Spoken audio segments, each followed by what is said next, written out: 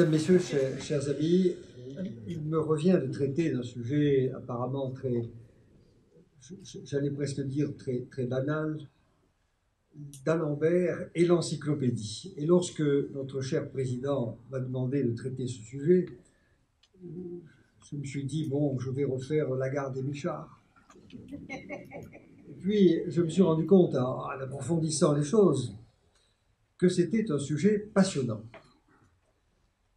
Et du reste, les deux orateurs précédents ont commencé à nous passionner sur ce sujet, puisque l'un et l'autre ont parlé de l'encyclopédie. Et je les remercie d'ailleurs d'avoir ainsi abrégé mon propre propos, car je vais essayer, pour ne pas vous lasser, de ne pas répéter ce qu'ils ont eu, à mon égard, je dirais, la gentille attention de dire à ma place. D'Alembert a été, avec Diderot, quelques rappels très généraux, le grand maître de l'entreprise encyclopédique. Et son nom est donc indissociable de cette entreprise, c'est, pour le grand public, l'encyclopédie de Diderot et d'Alembert.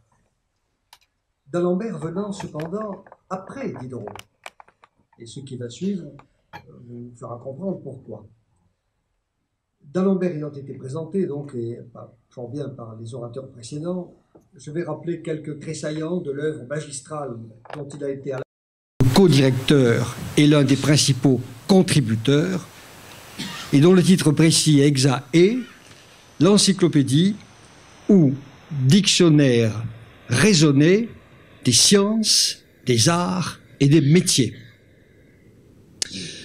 C'est une œuvre majeure, bien sûr, du siècle des Lumières, j'allais dire, pour employer un mot à la mode, une œuvre emblématique.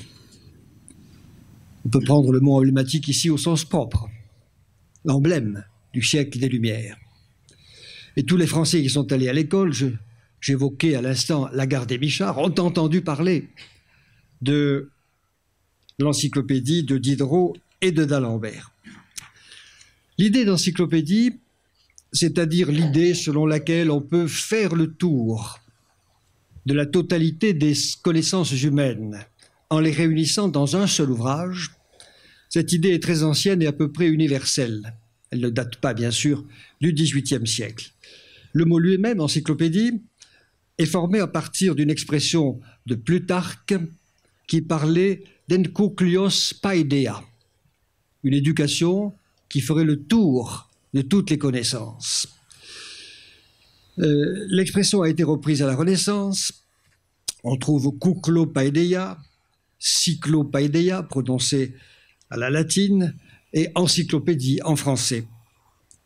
Il semble que l'une des premières occurrences du mot se trouve chez Rabelais, dans Pantagruel, où il est dit que Panurge est, je cite, un vrai puits et abîme d'encyclopédie, un savoir complet. Pour autant, l'idée encyclopédique a existé bien avant le mot, et le Moyen-Âge n'a pas ignoré cette idée. Tout à l'heure, on parlait du mépris du XVIIIe siècle pour le Moyen-Âge, mais permettrait à un modeste médiéviste égaré dans le XVIIIe siècle, égaré pour un instant, même si j'ai écrit des choses sur le XVIIIe siècle, mais bon, de s'inscrire en faux contre le prétendu obscurantisme du Moyen-Âge. Il y a eu toute une série d'œuvres, dont vous trouverez le détail dans mon texte écrit, qui ressemblent, sans avoir le titre d'encyclopédie, à des encyclopédies, ne serait-ce que les fameuses étymologies d'Isidore de Séville au début du VIIe siècle, Pic de la Mirandole et ses 900 propositions, etc., etc. Je n'en citerai qu'un, parce que j'aurai besoin d'en reparler après. C'est l'Arbor Scientiarum, l'arbre des sciences, d'un religieux majorquin qui s'appelait, et qui est très célèbre, qui s'appelait Raymond Lulle. Et Raymond Lulle a eu l'idée de représenter toutes les connaissances et tous les secteurs du savoir sous forme d'arbres. Et ici, vous avez, dans une édition du début du XVIe siècle, l'arbre des sciences morales tel que se le représentait Lull. Lull influencera Bacon, Bacon influencera d'Alembert. À la fin du Moyen-Âge, on trouve le premier, plutôt au début du XVIe siècle, on trouve le premier ouvrage intitulé Encyclopédie. C'est un ouvrage de Johann Turner, Encyclopædia Orbisque Doctrinarum. Vous voyez que le titre est redondant puisqu'on a le terme grec et le terme latin qui veulent dire la même chose, le cercle des doctrines. La grande question de tous ces auteurs, et cette question sera à nouveau posée par d'Alembert, c'est celle de la présentation, du mode de présentation, du mode de classification de tous ces savoirs. Comment présenter l'ensemble des connaissances humaines? Comment en faire le tour? Selon quel ordre? Selon quelle méthode? Selon quel plan? Il y avait bien sûr des lexiques depuis longtemps, et ces lexiques, qui étaient de simples dictionnaires de mots, proposaient l'ordre alphabétique, qui convient à un dictionnaire de mots. Mais cet ordre alphabétique ne convenait pas à un ouvrage thématique.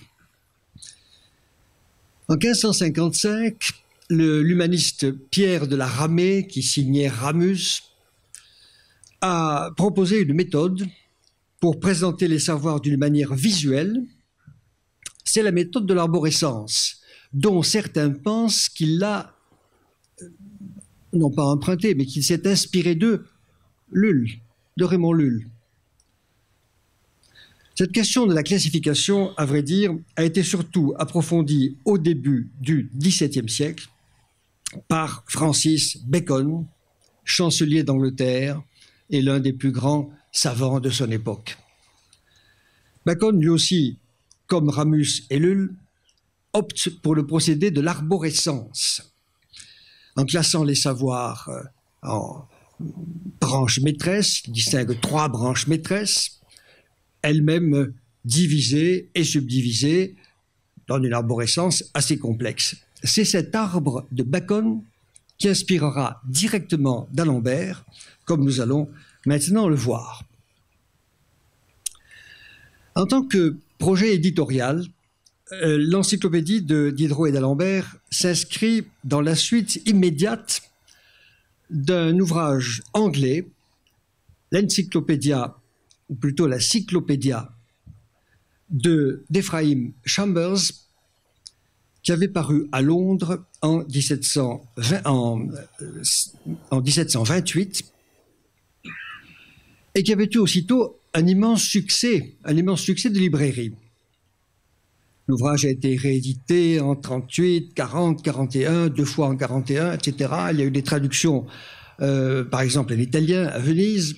Et donc l'idée est naturellement venue à Chambers de procurer une édition en français. Il est venu à Paris en 1939. Il a rencontré des libraires. C'était les libraires qui étaient évidemment des éditeurs, mais sans succès. Et en 1745, Chambers rencontre le libraire du roi, ou l'un des libraires du roi plutôt, puisqu'il avait le monopole d'imprimer l'Almanach royal, qui s'appelait André Le Breton. Et Le Breton le propose de publier une traduction française de la Cyclopédia de Chambers. Les négociations échouent, mais Le Breton conserve l'idée, se dit qu'il y a là une excellente affaire commerciale et la propose à Diderot et d'Alembert, avec le projet non pas de traduire Chambers, mais de réaliser une œuvre entièrement nouvelle, sur des bases entièrement renouvelées. Le contrat est donc signé en 50, ils se sont déjà mis au travail un peu avant, et le premier volume paraît avec une certaine hâte en 1751. Chambers avait dit, avec une prétention toute, ou une satisfaction plutôt toute britannique, qu'il avait fait « the best book in the universe ». Mais ce sera aussi l'ambition de ses rivaux et successeurs français. En fait, l'encyclopédie n'est pas une simple reprise de la Cyclopédia de Chambers. Elle s'en distingue très nettement par 2 traits. Le premier, c'est une place beaucoup plus grande consacrée aux arts mécaniques, et le second, c'est un état d'esprit philosophique, l'état d'esprit rationnel ou rationaliste. Je passerai sur les savoirs techniques, puisqu'il en a été question tout à l'heure, précédemment. Et je rappellerai simplement que le propos de Diderot et d'Alembert, mais d'abord de Diderot, qui était le fils d'un coutelier, était de mettre sur le même niveau les savoirs techniques, les métiers, et les savoirs considérés auparavant comme nobles. Tous, dit-il, sont nobles. Il n'y a pas de nobles et de non-nobles ou d'ignobles ou d'insanes dans les connaissances. Toutes sont au même niveau. Quant au rationalisme, c'est le deuxième caractère distinctif de la... Alors, l'image a disparu parce que je suis sur la batterie et qu'il faut me dire régulièrement de... Voilà, mais bon, c'est bien. Donc voilà, c'est bien. Le rationalisme, eh bien, vous l'avez sous les yeux, l'esprit rationnel, l'esprit des Lumières. Il est, Jacques Proust l'a montré, inégalement réparti selon les articles, car tous les contributeurs ne sont pas également philosophes. Il y a les Lumières partout, mais elles brillent avec une intensité différente. En tout cas, les Lumières sont, dès le début du premier tome de l'encyclopédie, dès le frontispice, ou plutôt, elles devraient y être, car l'image que vous voyez, c'est l'image d'une gravure réalisée seulement en 1772. Alors il y a toute une histoire du frontispice sur laquelle je vais passer. Simplement sachez que en 51, la gravure n'était pas prête, et donc Diderot a inséré simplement une explication du frontispice, mais sans le frontispice. Et le frontispice, la gravure, disons, a été distribuée avec les derniers volumes de planches, donc après 1772, pour être relié, nous dit-on, avec le premier tome. En tout cas, l'esprit est là, l'idée est là, le frontispice, vous le voyez, représente des dames charmantes, les voici en plus gros, c'est celle qui est debout, la plus haute, c'est la vérité. La vérité couverte de voiles quand même assez transparents. Nous sommes au XVIIIe siècle. Et ces voiles sont arrachées ou retirées plus délicatement par deux autres allégories de dames qui sont d'une part la philosophie et d'autre part la raison. L'une découvre et l'autre arrache. Je ne sais pas laquelle découvre et laquelle arrache, mais... et il y a une troisième dame qui est assise au pied de la vérité. Elle porte à la main un livre. Quand on regarde le titre, on voit que c'est une Bible. C'est la théologie. Et Diderot explique que la théologie est assise au pied de la vérité et qu'elle n'existe que dans ça, ou qu'elle ne doit exister que dans sa dépendance. J'en viens maintenant à d'Alembert lui-même, qui est à la fois donc le co-directeur et le rédacteur d'une série d'articles très importantes.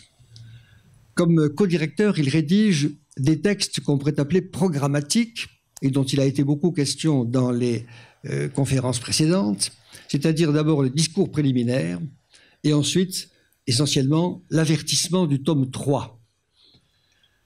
Quant aux articles, il en a rédigé plus de 1600.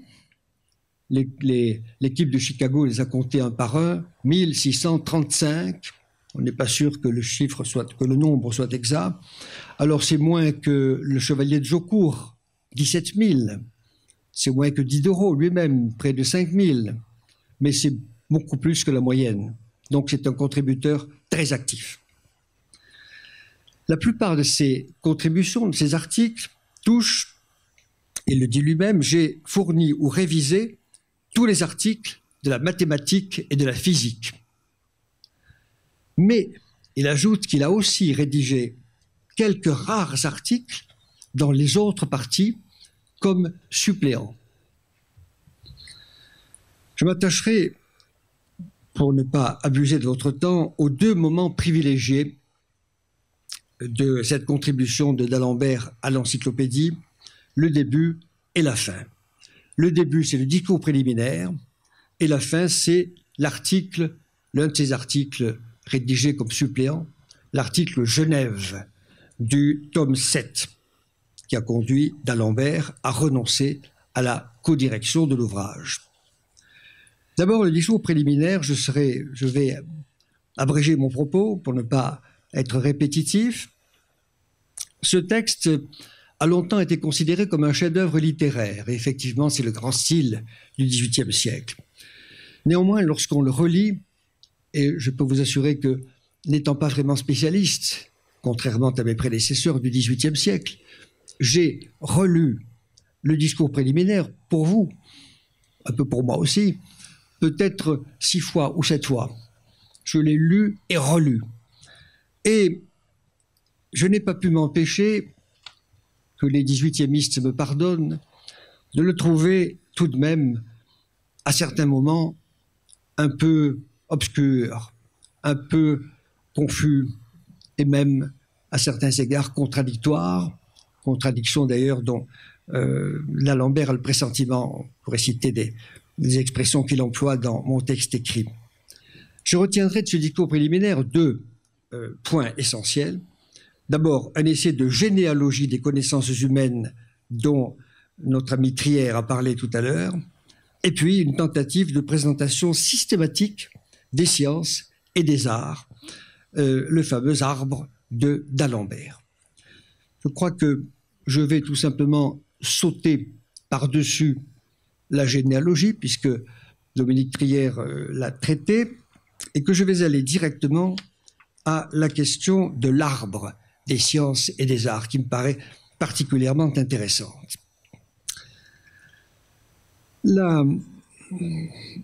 Les sciences, les arts et les techniques, nous explique d'Alembert, sont apparues les unes après les autres. C'est ce qu'il appelle la généalogie. Elles s'engendrent les unes les autres. Mais cette présentation, cette succession de sciences ou d'arts ou de techniques ne permet pas de faire une encyclopédie. On ne peut pas présenter... Alors là, on ne peut rien lire, mais bon, vous avez au moins une idée du schéma. On ne peut pas présenter, on ne peut pas construire une encyclopédie sur un historique qui est en réalité une reconstruction hypothétique de l'apparition des différents savoirs. Il faut trouver autre chose. Et donc, d'Alembert essaie de proposer un classement raisonné des savoirs, et pour cela, il va retrouver, dans sa vaste culture, le précédent baconien. Je cite d'Alembert. « Après le détail où nous sommes entrés sur les différentes parties de nos connaissances, c'est-à-dire la généalogie, il ne nous reste plus qu'à former un arbre généalogique ou encyclopédique qui les rassemble sous un même point de vue et qui serve à marquer leur origine et les liaisons qu'elles ont entre elles. » La difficulté, c'est que généalogique et encyclopédique sont difficilement conciliables, car, comme il le dit lui-même, les sciences maîtresses qui renferment les principes de toutes les autres n'ont pas été découvertes les premières. Elles ne résultent pas de l'observation directe du réel, elles résultent de la réflexion des savants, qui est postérieure à l'observation du réel. Et d'Alembert se tire d'affaire, ici, dans cette difficulté, en recourant à un argument que l'on pourrait presque considérer comme scolastique, car c'est l'argument d'autorité. Il va se réfugier derrière l'un de ses plus illustres prédécesseurs en Europe, que j'ai déjà cité, le chancelier d'Angleterre, Francis Bacon. Je cite d'Alembert. « Nous avons choisi une division qui nous a paru satisfaire tout à la fois à l'ordre encyclopédique de nos connaissances et à l'ordre généalogique. On ne peut pas renoncer à la généalogie. Nous devons cette division à un auteur célèbre, dont nous parlerons dans la suite de ce discours, Francis Bacon. Et Bacon, en 1620, avait effectivement publié un ouvrage De dignitate et augmentis scientiarum, dans lequel il classait les sciences à partir des trois opérations de l'esprit, les trois principales opérations de l'esprit, la mémoire, l'imagination et la raison. Et il disait, la mémoire autorise la connaissance de l'histoire, l'imagination est la source de la poésie, et la raison est celle de la philosophie. L'histoire, la philosophie, la poésie sont donc les trois branches maîtresses de l'arbre des sciences, de l'arbre du savoir, et elles sont à leur tour divisées et subdivisées, pour certaines plusieurs fois. D'Alembert s'est donc inspiré de l'arbre de Bacon en reprenant cette tripartition fondamentale des opérations de l'esprit, la même que celle de Bacon, et en réaménageant quelque peu les branches. Et d'Alembert insiste beaucoup sur le fait qu'il a réaménagé l'arbre de Bacon. Il fait même à la fin du discours préliminaire le détail de ces réaménagements pour éviter l'accusation qui était souvent faite aux encyclopédistes, ou qui leur sera souvent faite, qui est l'accusation de plagiat.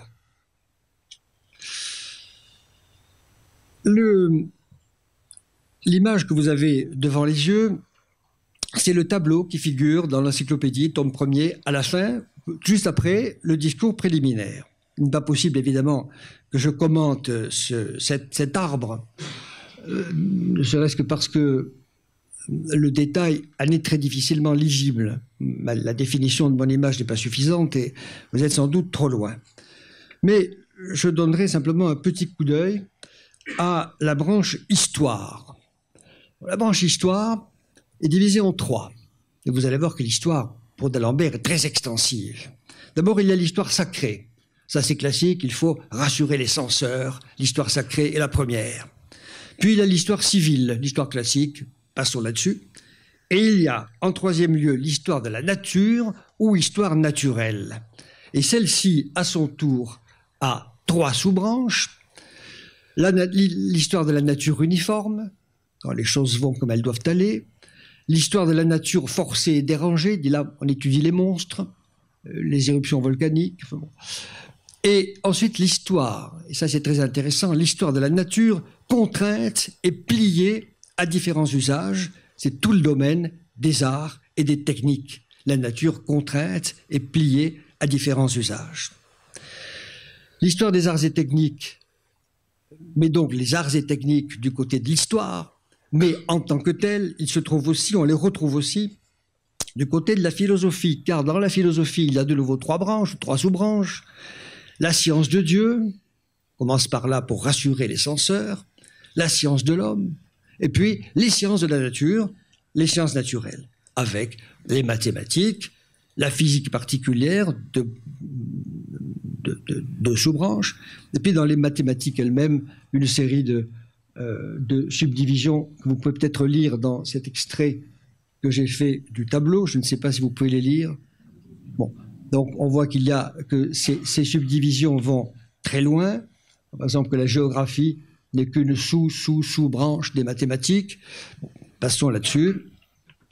Et je terminerai la suite de mes images par ceci, que vous avez sans doute vu un peu partout, ne serait-ce que dans Wikipédia.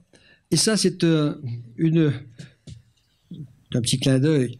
Je vais très vite. C'est une reproduction, ou plutôt une traduction de l'arbre de d'Alembert par un auteur allemand qui s'appelait Roth et qui a considéré sans doute qu'il fallait mettre un peu de poésie ou un peu d'esthétique dans l'arbre de d'Alembert, car vous avez ici un arbre qui ressemble vraiment à un arbre avec ses branches et ses feuilles, mais si vous allez dans le détail, c'est l'arbre de d'Alembert. Et d'ailleurs, dans certaines publications, c'est présenté comme l'arbre de d'Alembert. En réalité, c'est l'arbre de Roth, édité à Weimar en 1769. Ça n'a rien à voir avec...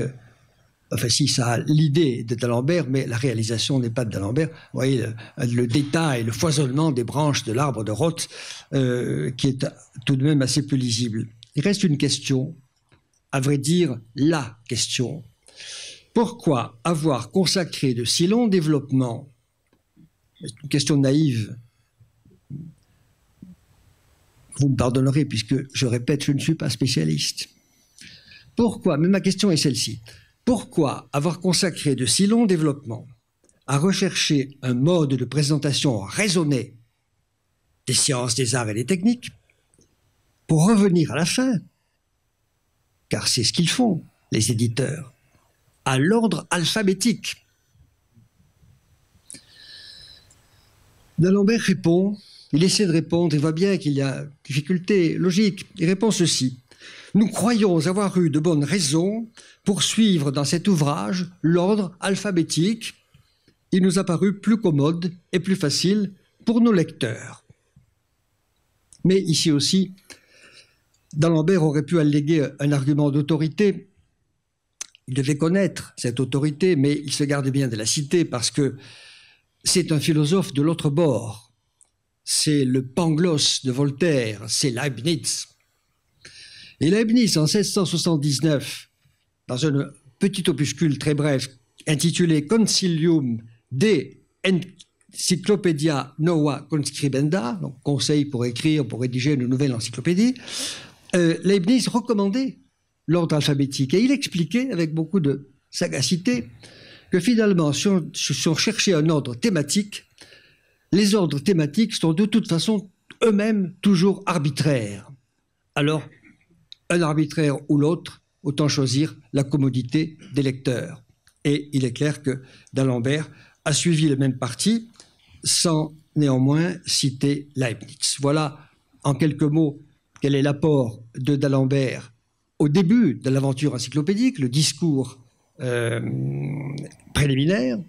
Il me reste quelques mots à vous dire, si le président m'autorise, sur la fin de cette aventure, c'est-à-dire la sortie de d'Alembert, la démission, certains disent même la désertion de d'Alembert. Je dirais, moi, simplement la retraite encyclopédique de d'Alembert. C'est quand même plus gentil pour notre héros du jour. Le troisième volume de l'encyclopédie, paru en 1753, toujours grâce à la protection de Malesherbes, dont je n'ai pas parlé, mais qui est là derrière, tout très présent, et qui est très cher au cœur des juristes. Donc, toujours grâce à Malesherbes, le troisième volume de l'encyclopédie, paru sans difficulté, était précédé par un avertissement qui était de la plume de d'Alembert et qui rappelait les tracasseries subies par l'ouvrage depuis le début, problèmes rencontrés avec la censure, etc. Et d'Alembert répondait à ces difficultés en disant, je résume, nous allons continuer l'entreprise, nous allons la continuer dans le même esprit, qui est l'esprit des Lumières, l'esprit encyclopédique, l'esprit de la raison, l'esprit philosophique, tout en respectant naturellement les institutions politiques et religieuses, et les protestations là de respect de la religion. Mais il terminait par cette formule que je cite, et dont vous allez voir le poids politique. Heureux, dit d'Alembert, si, par notre ardeur et nos soins, nous pouvions encourager tous les gens de lettres à contribuer à la perfection de cet ouvrage, la nation à le protéger et les autres à le laisser faire. La nation d'un côté, les autres de l'autre. Les autres, c'est évidemment le gouvernement royal et le roi. Dissociation entre la nation et le roi dans un royaume de France où depuis toujours on disait que la nation était indissociable du roi. Ce que rappellera encore Louis XV aux parlementaires en 1766 dans le fameux discours de la flagellation. Donc il y a là un message politique très atténué, mais très clair. La nation, déjà, se profile devant le roi et bientôt contre le roi. En attendant, dans les années qui suivent, cet avertissement de 53, les relations entre l'encyclopédie et l'autorité publique restent sereines, toujours grâce à Malesherbes, grâce aussi à la marquise dont on a vu tout à l'heure le portrait. Et les tomes 4, 5 et 6 de l'encyclopédie paraissent à peu près tranquillement. Tout change en 57 avec le tome 7, ou plutôt avant, quelques mois avant le tome 7, avec un événement qui a beaucoup marqué l'opinion publique, qui a lieu en janvier 57, et qui est l'attentat perpétré par Damien contre Louis XV. Aussitôt, l'opinion publique, une partie de l'opinion publique en tout cas, s'émeut et attribue la responsabilité du geste de Damien aux idées subversives, c'est-à-dire en particulier aux idées répandues par l'encyclopédie. Et donc, le problème politique, de nouveau, se pose. Et à la fin de cette même année, 1757, la parution du tome 7 fournit aux adversaires de l'entreprise de nouvelles armes. Et ces armes, c'est d'Alembert lui-même qui va les fournir avec l'article Genève. Genève, article très important. Cet article est signé par d'Alembert, il est signé par la lettre O qui désigne d'Alembert, mais il a été, d'après ce qu'on sait, très fortement inspiré par Voltaire, qui résidait aux Délices et qui s'intéressait de très près, bien sûr, à la petite République voisine. L'article commençait par un éloge de Calvin très appuyé, avec des allusions toujours contre les catholiques, mais ça va de soi. Calvin est qualifié de jurisconsulte habile, théologien aussi éclairé qu'un hérétique peut l'être, concession à la censure, homme de lettres de premier ordre. L'allusion à l'hérésie était donc une petite concession à la censure. Il y avait aussi une allusion à une inscription de l'hôtel de ville de Genève où le pape était déclaré l'antéchrist. Et ça, c'est pas bien. On ne peut pas quand même dire ça.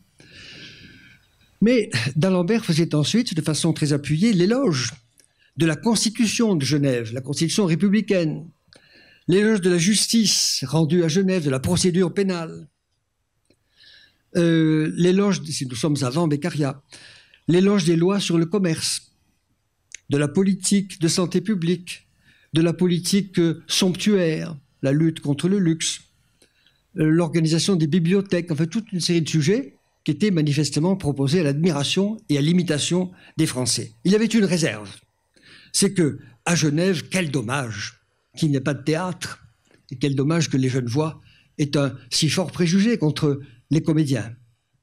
Vous savez qui a donné la réponse? C'est Rousseau, bien sûr, dans la lettre à d'Alembert sur les spectacles.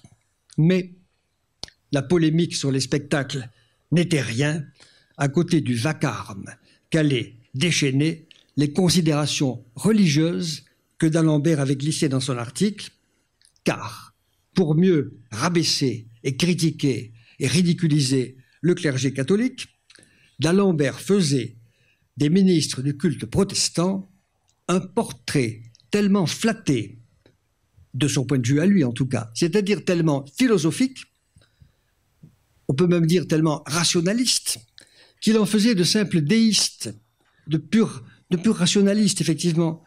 Quelques-uns, dit-il même, ne croient même pas aux dogmes qu'ils enseignent. Ils les enseignent, mais ils n'y croient pas. Ils ne croient pas, pour plusieurs d'entre eux, ne croient pas à la divinité de Jésus-Christ, pour laquelle, pourtant, Calvin fit brûler Servet. Mais le bûcher de Servet n'est rien à côté du budget de l'Inquisition, à côté du bûcher de l'Inquisition et à côté de la Saint-Barthélemy, bien sûr. Il faut toujours une comparaison qui tourne toujours au désavantage des catholiques. À vrai dire, d'Alembert s'est très vite aperçu qu'il était allé trop loin dans cet éloge qui pour lui était un éloge des ministres protestants, mais qui pour eux était une calomnie, car dire que les ministres protestants de Genève ne croyaient à rien était évidemment excessif. Donc, les pasteurs de Genève et les Genevois en général s'insurgent, s'estiment calomniés, demandent une rétractation, menacent de l'appeler au roi de France, qui était le protecteur de la République. Donc, l'affaire prend un tour politique et devant le bruit provoqué par cet article et son contenu, d'Alembert a décidé de prendre du champ par rapport à l'entreprise encyclopédique et de se retirer.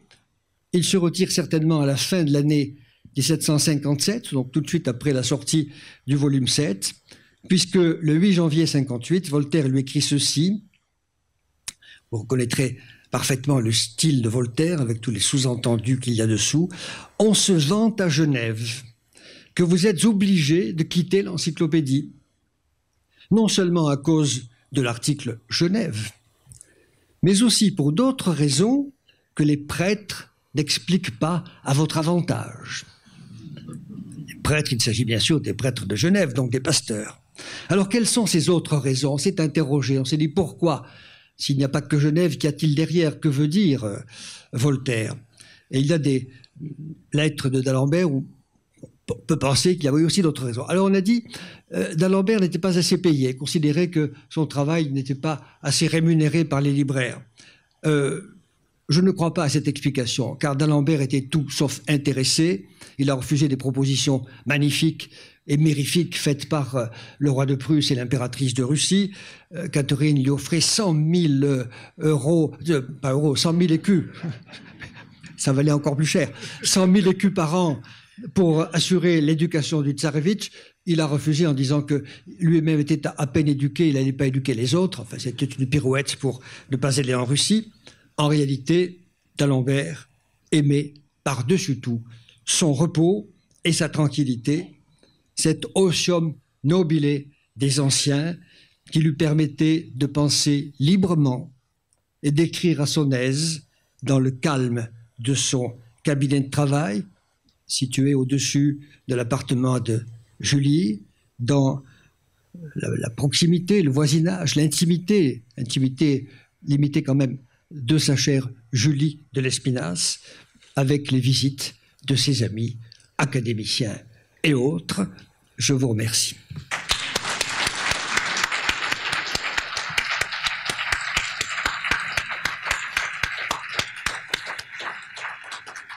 Merci, chers confrères, pour ce brillant exposé, mais qui aurait pu en douter. Et nous avons maintenant à peu près 20 minutes qui peuvent être consacrées à des questions. Ces questions, je vous le rappelle, peuvent porter sur l'exposé de M. Chandler qui est encore dans la salle. Dominique Trière, lui, a dû s'absenter. Donc, M. Chandler et Jean-Marie Carbas.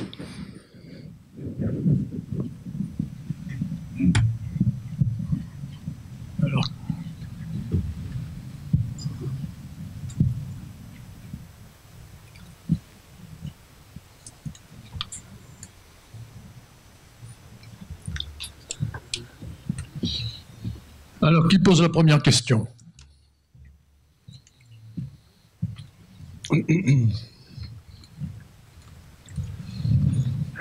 La timidité est dans cette salle. Ce que l'on peut dire, ou l'admiration. En fait, je vais essayer de lancer le débat, c'est que finalement, en ce qui concerne donc d'Alembert, tout le monde n'est pas tout à fait d'accord.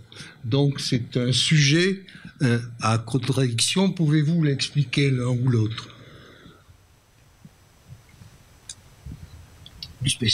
Que les commentateurs, les analystes ne soient pas tous d'accord sur à la fois la personnalité,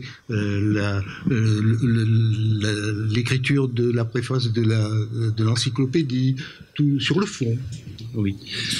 C'est-à-dire que, disons que dans le milieu des spécialistes d'Alembert, il y a quand même un consensus sur un grand nombre de points.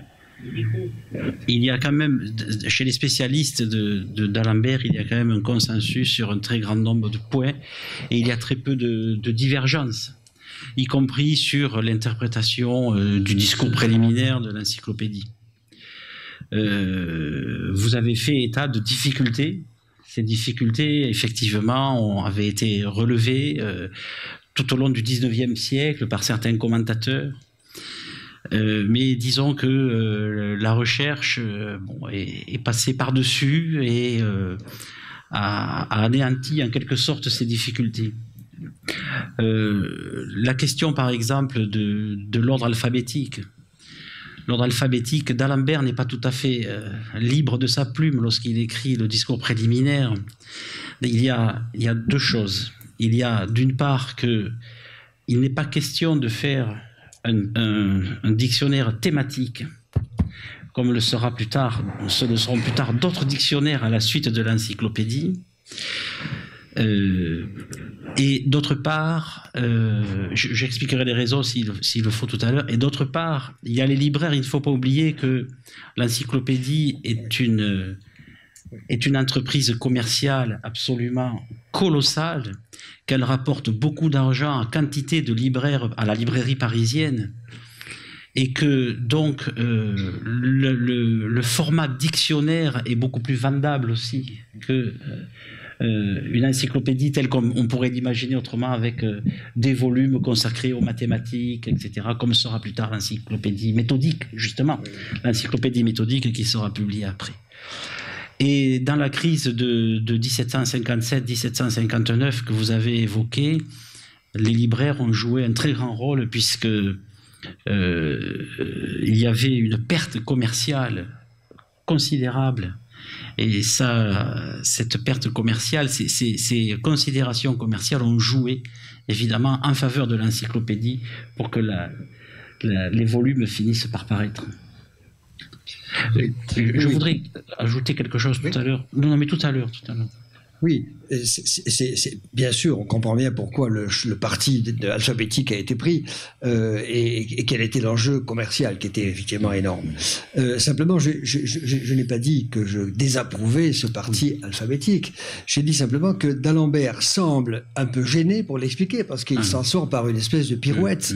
Bon, il dit pas c'est le libraire qui m'a obligé à. Il trouve des raisons dont on peut penser quand on le lit et qu'on le relit qu'elles ne sont pas vraiment très convaincantes. Et il nous dit c'est plus commode. Mais alors bon, pourquoi avoir passé tant de temps et des pages si longues et si denses sur le classement thématique? Voilà, c'est la seule chose que j'ai voulu dire. Oui, je comprends très bien. Oui. Oui, je voulais signaler quelque chose qui va certainement intéresser une grande partie du public. Vous avez parlé de Chicago à un moment, de l'encyclopédie publiée par Chicago en ligne, mais il existe maintenant une version en ligne. Depuis le 19 octobre dernier, elle est publique, donc c'est tout récent. Et c'est une édition en ligne faite par un groupe de chercheurs français, le groupe d'Alembert. Et ça s'appelle Encre, ça s'écrit E-N-2-C-R-E, c'est l'édition numérique, critique et collaborative de l'encyclopédie. C'est d'ores et déjà en ligne, il faut taper Encre et Académie des sciences, c'est hébergé par l'Académie des sciences. Et vous trouverez donc la totalité des articles de l'encyclopédie, volume après volume. Vous trouverez la totalité des plages. Ce qui a servi de support à cette édition numérique, c'est la première édition qui a été publiée, qui est sortie des presses et qui est conservée à la bibliothèque Mazarine. Et il y a 2 ans de cela, la bibliothèque Mazarine a accepté de se dessaisir de son volume pendant quelques mois pour l'envoyer à Bordeaux, pour qu'il soit numérisé avec une finesse extraordinaire. Et ça a l'avantage que ce n'est pas, cet ensemble de volumes n'est pas une chimère. Qu'appelle-t-on chimère? Eh bien, c'est précisément l'édition qui a servi aux collègues de Chicago. C'est une édition qui a été reconstituée par des volumes qui ne sont pas originaux. Or, le problème, c'est qu'il y a des variantes entre toutes ces éditions. Et là, nous sommes sûrs, en ayant numérisé l'édition de la Mazarine, d'avoir la première édition déposée en bibliothèque. Merci, monsieur l'ancien président de la Conférence nationale des académies. Merci. Quelle est la réaction de Diderot au retrait de d'Alembert? Et d'une façon générale, quelle est l'évolution de leur relation? Alors, ce qu'on sait, c'est que Diderot n'a pas bien pris le retrait d'Alembert, mais il me semble que Diderot n'a pas beaucoup pleuré finalement. C'est-à-dire que le fait d'être seul à combattre était assez dans sa nature, et il a continué, surtout dans la crise de 58-59. Il a fait face avec beaucoup d'allure et de panache à toutes les difficultés qui se sont abattues sur l'entreprise. Il a continué tout seul Alors après, je ne sais pas quelles étaient leurs relations personnelles, là, Monsieur Schindler pourra nous le dire, mais je n'ai pas senti, en tout cas dans les lectures que j'ai faites, que Diderot se soit beaucoup plaint de ce départ. Ce n'est pas lui qui parle de désertion, en tout cas, c'est pas... Voilà. Après, c'est l'encyclopédie de Diderot. Et c'est pourquoi, quand on considère l'ensemble, il faut mettre quand même d'Alembert après Diderot, puisque Diderot a assumé la totalité de l'œuvre, ce qui n'est pas rien. Mais d'Alembert a continué à fournir des contributions à Diderot jusqu'à la fin. Et dans le dernier volume, donc la dernière lettre qui va être V, vous avez des entrées comme verticale, c'est la géométrie, comme vert pour l'optique, comme Vénus, c'est de l'astronomie, etc., qui sont d'Alembert. Donc jusqu'à la fin, il est resté fidèle à l'entreprise comme collaborateur. Mais il ne voulait pas être en première ligne, il préférait être tranquille. Ce qu'on ne saurait lui reprocher. Une question maintenant de notre confrère, le professeur Michel Voisin, qui doit présider la séance de cet après-midi. Oui, merci. D'Alembert a eu une vie qui a été assez mouvementée depuis sa naissance jusqu'à sa fin de vie. Est-ce que vous pourriez très rapidement nous tracer un peu les traits de son caractère? J'avoue que je ne me suis jamais intéressé aux traits de son caractère. Je me suis intéressé à son œuvre. Peut-être Irène Passeron, si elle était là, qui est spécialiste de la correspondance et qui édite sa correspondance, vous en dirait-elle plus, parce qu'on voit davantage le caractère d'un homme à sa correspondance. Mais enfin, il me semble, pour essayer de répondre à votre question, que c'était un homme considéré comme affable, dans les salons, en tout cas, dans les milieux mondains, mais c'était un terrible batailleur, puisque, notamment à l'Académie, il a toujours œuvré en faveur du parti des philosophes, au point de faire manquer des élections à d'éventuels confrères, pour faire accéder aux académies, à l'Académie des sciences et à l'Académie française, dont il était le secrétaire perpétuel, des membres du parti philosophique. Donc c'était un batailleur. Et j'ajouterai aussi que... Ah, je n'ai plus de micro, je crois. Si, j'ajouterai que... Pour aller dans le sens de mon collègue, d'Alembert était aussi un batailleur sur le plan public, puisque bien qu'ayant quitté le projet de l'encyclopédie, le projet éditorial, il n'a pas quitté l'idéal encyclopédique à partir de 1759. Comme je l'ai dit un peu tout à l'heure dans mon intervention, il n'a eu de cesse de défendre le projet encyclopédique tout au long de sa vie, y compris dans les mélanges de littérature, d'histoire et de philosophie. Par exemple, la fameuse préface du volume 3 dont vous avez parlé tout à l'heure, il l'a reproduit dans ses mélanges et il y ajoute même des arguments supplémentaires pour contredire les adversaires de l'encyclopédie. Mais c'était certainement, comme le dit monsieur, quelqu'un qui était prudent vis-à-vis de la religion. Par exemple, on a les lettres, un échange de lettres de ses censeurs à propos de ces mélanges, et l'un de ses censeurs écrit à un de ses confrères: je me demande pourquoi il prend tant de précautions, il n'en avait pas besoin. Oui, Jean-Paul. Oui, effectivement, c'est un caractère très, très intéressant, parce que c'est une psychologie comme on en a rencontré tous au cours de notre vie. Enfin, c'est un homme assez... je l'ai dit, bon, ça c'est un trait absolument sur lequel tout le monde est d'accord.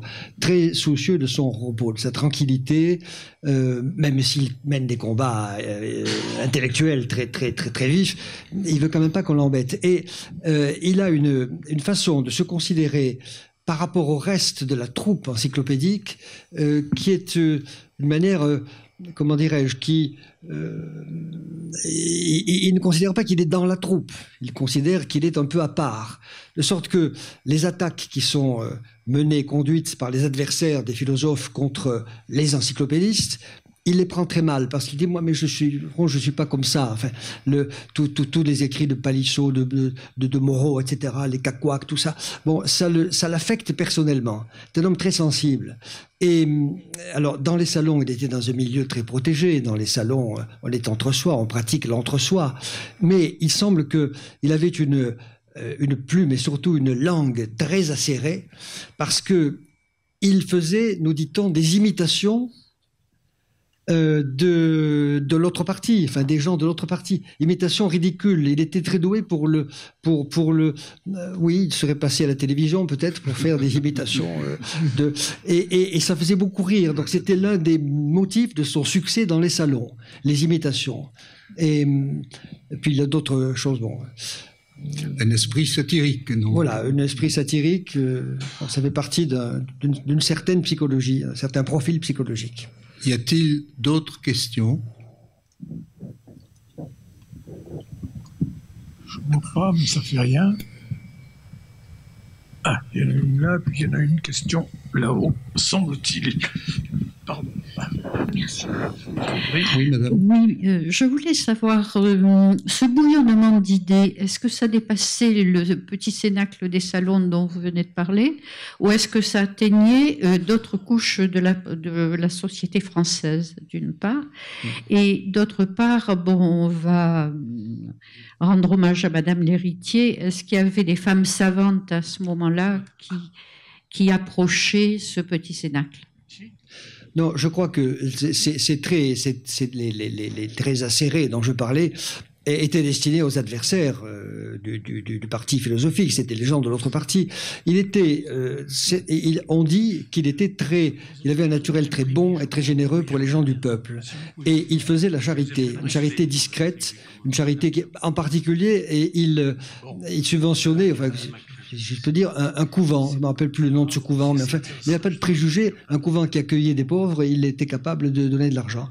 Et il écrivait les lettres pour son domestique qui ne savait pas écrire. Enfin, il avait je pense que c'était quelqu'un de bon. Ça peut aller de pair avec la langue acérée. C'est pas incompatible. Et quant aux femmes, bon, ses relations avec les femmes, c'est la bouteille à l'encre. Bon, Julie de Lespinasse. Il ne l'a jamais épousée. Bon, lui, il l'aimait, mais il l'aimait comment? Il a bien dit, je n'en suis pas amoureux. C'est une amitié amoureuse, mais il n'y avait rien de sexuel dans tout ça. Elle, par contre, avait d'autres amis, mais il n'était même pas jaloux. Enfin, c'était un accord. Voilà, il n'avait. Je pense qu'on ne peut pas dire qu'il n'était pas proche des femmes. Les femmes qu'il approchait, évidemment. Le problème, je ne suis pas psychologue, mais c'est cet abandon. Être abandonné par sa mère, connaître sa mère, savoir qu'elle était là-bas dans telle rue et tel endroit, qu'elle vivait et qu'elle ne voulait pas le voir, avoir été simplement recueillie sur les marches de l'église, enfin bon, et puis une petite pension faite par la famille de son père qui lui savait qu'il existait et voulait s'occuper de lui. Ça a dû quand même laisser des traces chez ce jeune enfant. On ne sort pas indemne d'une histoire pareille. Merci. Nous avons le temps pour une dernière question. Monsieur, s'il vous plaît. Oui, Michel Paty, je dois parler demain. Juste une petite intervention. C'est pas tellement une question, c'est plutôt une intervention, parce que je suis très intéressé par tout ce qui a été dit jusqu'à maintenant, qui est tout à fait passionnant. Mais comme il y a deux choses, mais l'une, c'est à propos de l'ordre de l'encyclopédie et des éventuelles hésitations de d'Alembert que vous avez relevé, monsieur. Je crois qu'en fait, il faut aussi faire référence au fait que l'encyclopédie avait une stratégie, c'était la stratégie des renvois qui est explicitement discutée entre d'Alembert et Diderot en particulier. Et donc, l'ordre alphabétique, ça peut être considéré comme quelque chose de neutre qui permet de faire facilement des renvois tout à fait intéressants et assez subversifs. Ceci dit aussi, par rapport à d'Alembert, dans les critiques qui ont été faites de lui au XIXe siècle, il faut dire que d'Alembert a été très mal aimé au XIXe siècle à cause de la réaction politique et cléricale qui s'en est beaucoup pris à lui, plus peut-être qu'aux autres encyclopédistes, parce que justement à cause de ses écrits sur la destruction de jésuites, etc. Et puis de beaucoup de choses, en fait, son profil en général, qui était détesté par beaucoup au XIXe siècle, ce qui explique aussi qu'il est devenu après moins connu qu'il ne l'était au XVIIIe. Mais surtout, ce que je voudrais insister, parce que c'est un sujet qui me tient à cœur presque affectivement, c'est sa relation avec Diderot. Parce que vous avez mentionné à très juste titre qu'ils étaient un peu mortifiés l'un et l'autre, et on a parlé de défection de d'Alembert, mais en réalité, ils sont restés bons amis, et tous les témoins du temps en conviennent. Quand ils se retrouvaient, parce qu'ils se retrouvaient de temps en temps, eh bien, ils paraissaient bons amis, dit Marmontel ou quelqu'un d'autre. Et ceci se concrétise aussi dans le fait que Diderot a écrit après 1758, c'est-à-dire je crois en 1764 ou quelque chose comme ça, le rêve de d'Alembert. Et dans le rêve de d'Alembert, qui n'a pas été publié, je vais y venir juste dans une minute, mais dans le rêve de d'Alembert, c'est d'Alembert qui exprime les idées de Diderot. Et Julie de Lespinasse s'exprime un peu, est à la place de Sophie Volant. Donc s'il y a une quasi-identification, c'est malgré tout qu'il n'était pas si lointain. D'ailleurs, moi-même, j'ai interprété un peu certains aspects de la pensée d'Alembert à partir de cette époque, comme se rapprochant d'un matérialisme comme celui de Diderot. Et alors oui, si Diderot a renoncé à publier de son vivant le rêve d'Alembert, c'est parce que Julie de Lespinasse était choquée par les paroles qu'on faisait sortir de sa bouche. Enfin, ça, c'est une anecdote. Je vous remercie beaucoup. Merci, monsieur, pour la contribution que vous avez apportée aux travaux de ce colloque. Alors, je vous rappelle que cet après-midi, donc, nous avons rendez-vous à 14h30 et que sous la présidence de Michel Voisin, la première conférence sera de Thierry Lavabre-Bertrand sur la diffusion des sciences du temps de d'Alembert. La séance est levée.